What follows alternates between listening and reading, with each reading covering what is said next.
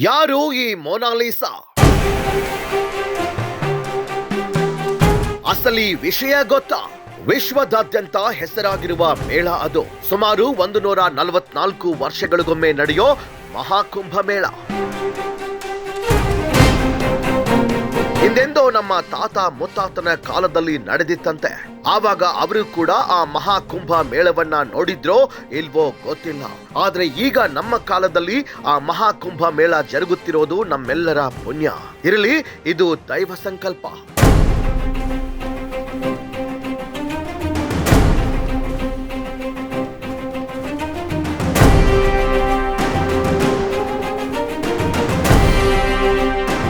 ಆದ್ರೆ ನಾನು ಮಾತಾಡೋ ವಿಷಯ ಬಂದು ಮಹಾಕುಂಭ ಮೇಳದ ಬಗ್ಗೆ ಅಲ್ಲ. ಆ ಮಹಾ ಮೇಳದಲ್ಲಿ ವೈರಲ್ ಆದ್ರಲ್ಲ ಮೊನಾಲಿಸಾ, ಅದೇ ಮೊನಾಲಿಸಾಳ ಬಗ್ಗೆ. ಬಾಲಿವುಡ್ ಸಲ್ಮಾನ್ ಖಾನ್ ಜೊತೆ ಮೊನಾಲಿಸಾಳ ಮದುವೆ ಫಿಕ್ಸ್. ಸದ್ಯದಲ್ಲೇ ಬಾಲಿವುಡ್ ನಲ್ಲಿ ಸಲ್ಮಾನ್ ಖಾನ್ ಮದುವೆ ಸಂಭ್ರಮ. ಮೊನಾಲಿಸಾ ಕಣ್ಣುಗಳಿಗೆ ಭಾರತದಾದ್ಯಂತ ಅಭಿಮಾನಿಗಳು ಹುಟ್ಟಿಕೊಂಡಿದ್ದಾರೆ. ಈಕೆ ಹೋದಲ್ಲೆಲ್ಲ ಸೆಲ್ಫಿ ವಿಡಿಯೋ ಮಾಡಿ ಸೋಷಿಯಲ್ ಮೀಡಿಯಾದಲ್ಲಿ ಶೇರ್ ಮಾಡ್ತಿದ್ದಾರೆ. ರಾತ್ರೋರಾತ್ರಿ ಫೇಮಸ್ ಆಗಿದ್ದು ಆಕೆಯ ವ್ಯಾಪಾರಕ್ಕೆ ತೊಂದರೆಯಾಗಿದ್ರೂ ಕೂಡ ಜನಪ್ರಿಯತೆ ಉತ್ತುಂಗಕ್ಕೇರಿದೆ.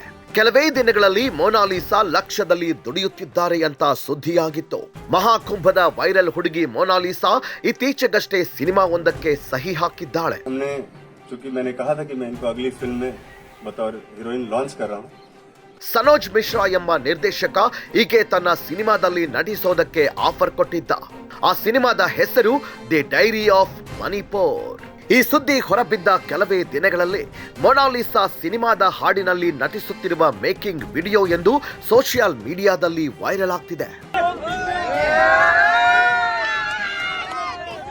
ಅಬ್ಬಾ, ಸೀರಿಯಲ್ ಅಂತೂ ಮತ್ತಷ್ಟು ಸುಂದರವಾಗಿ ಕಾಣುತ್ತಿದ್ದಾಳೆ ಎಂದು ಕಾಮೆಂಟ್ ಮಾಡಿದ್ದಾರೆ. ಆದರೆ ಇದು ನಕಲಿ ವಿಡಿಯೋ ಅಂತ ನೆಟ್ಟಿಗರಿಗೆ ಗೊತ್ತಿದ್ದಂತೆ ಕಾಣುತ್ತಿಲ್ಲ. ಇದಿಷ್ಟು ನಾವು ನೀವು ಕೇಳಿರೋ ಸುದ್ದಿಗಳು, ಊಹಾಪೋಹಗಳು. ಈಗ ಸತ್ಯ ಏನು ನೋಡೋಣವಾ?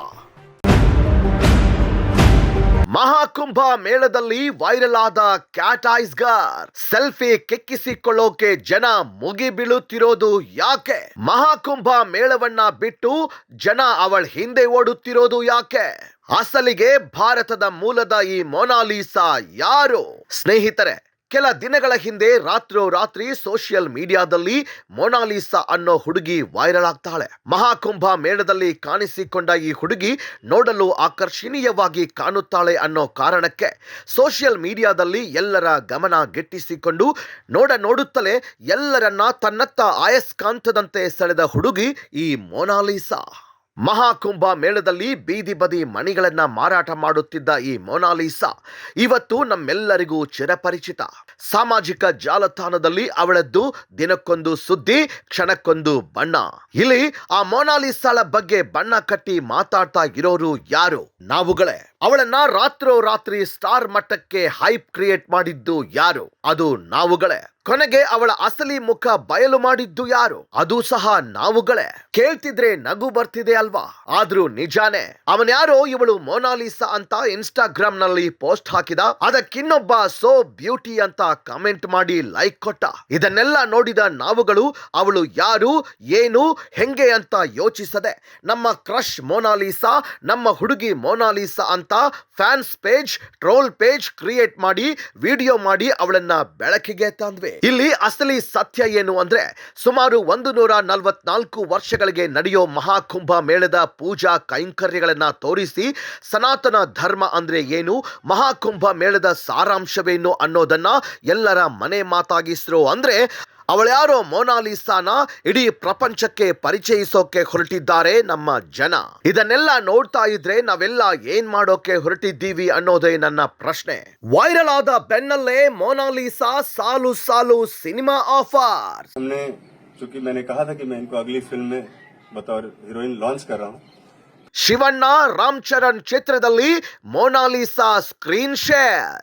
ಕಾಲಿವುಡ್ ಬಾಲಿವುಡ್ ಸಿನಿಮಾಗಳಿಗೆ ಮೊನಾಲಿಸಾ ಫೋಟೋ ಶೂಟ್ಸ್. ಸ್ಯಾಂಡಲ್ವುಡ್ ಶಿವಣ್ಣ ಹಾಗೂ ತೆಲುಗಿನ ರಾಮ್ ಚರಣ್ ನಟಿಸಲಿರೋ ಚಿತ್ರದಲ್ಲಿ ಹೀರೋಯಿನ್ ಚಾನ್ಸ್ ಗಿಟ್ಟಿಸಿಕೊಂಡಿದ್ಲಂತೆ ಮೊನಾಲಿಸಾ. ಇದೆಲ್ಲ ನಿಜಾನಾ ಅಥವಾ ಸುಳ್ಳ? ನಿಜ ಆಗಿದ್ರೆ ಸಿನಿಮಾ ಪ್ರೊಡಕ್ಷನ್ ಅವರು ಯಾಕೆ ಬಾಯಿ ಬಿಟ್ಟಿಲ್ಲ? ಅಥವಾ ಆ ಸುದ್ದಿ ಸುಳ್ಳ?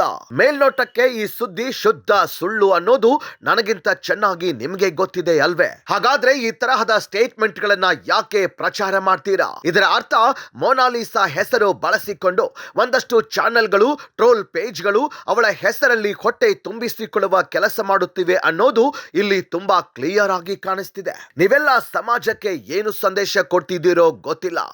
ಆದ್ರೆ ಒಂದಂತೂ ನಿಜ, ನಮ್ಮ ಕೈಲಿ ಇರೋದು ಮೊಬೈಲ್ ಅಲ್ಲ, ಅಣು ಬಾಂಬ್. ಈ ಮೊಬೈಲ್ಗೂ ಮತ್ತೆ ಬೆರಳುಗಳಿಗೂ ಒಂದು ಸಣ್ಣ ಗ್ಯಾಪ್ ಇದೆ. ಚೂರು ಯೋಚನೆ ಮಾಡೋದು ಒಳ್ಳೆಯದು.